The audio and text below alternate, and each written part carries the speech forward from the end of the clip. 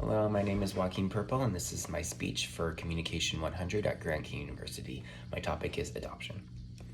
Here we have an interracial family, um, probably adopted, but they look very happy, and I just want to tell you about and inform you about some things about adoption. So, adoption can come from many things. It can come from two people having health issues, to not being fertilized enough, to not having an offspring, to having a miscarriage, and there can be a lot of other things. But it also can mean that an individual or two parents would love to have out a child. In regards to um, adoption and the process of it and the start of it, adoption was legalized in the United States at 1850. The average adoption can cost anywhere from $20,000 to $50,000.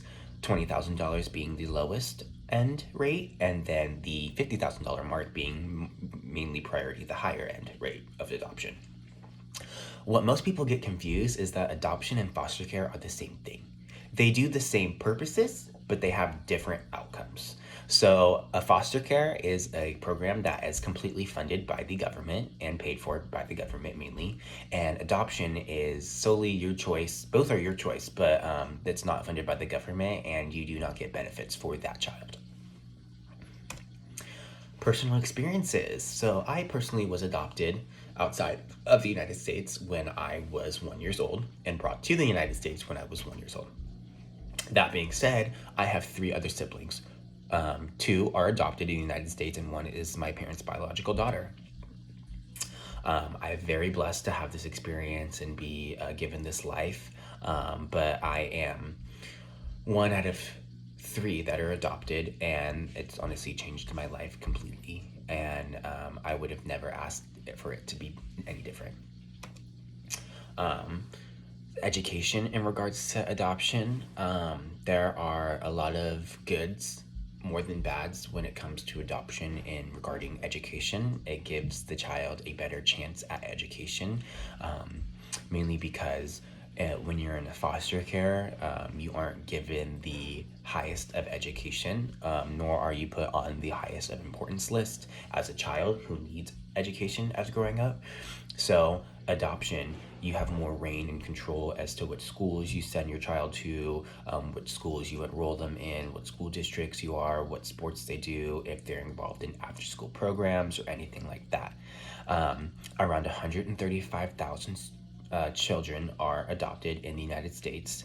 And that being said, adoption can change someone's life drastically, and there are actually adoption scholarships for education. So that's pretty cool. So if you're basically adopted, it can be anywhere from um, uh, your birth or all the way up till 18, but they have scholarships for people in education, so that's pretty good too.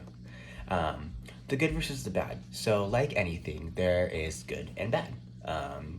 In regards to adoption, I've experienced good and I've experienced bad in regards to the situation, though, but each situation is different.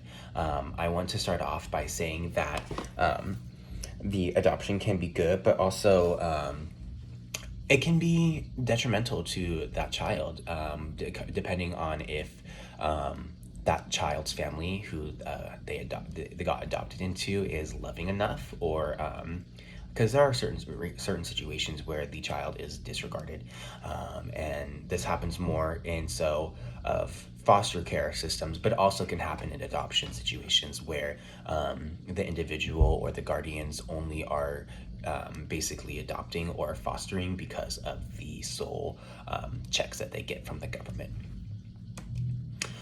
In conclusion, adoption is a great process.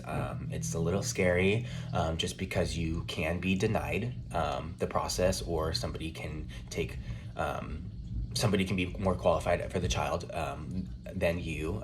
But in regards to adoption and the life that it gives children, I think that it's an amazing opportunity. And I think that if you are not fertile, or if you are not active, or if your spouse can't be the other half to make a baby, I believe that adoption is the best bet. I don't think that there's any harm in adoption, and I think that adoption rules.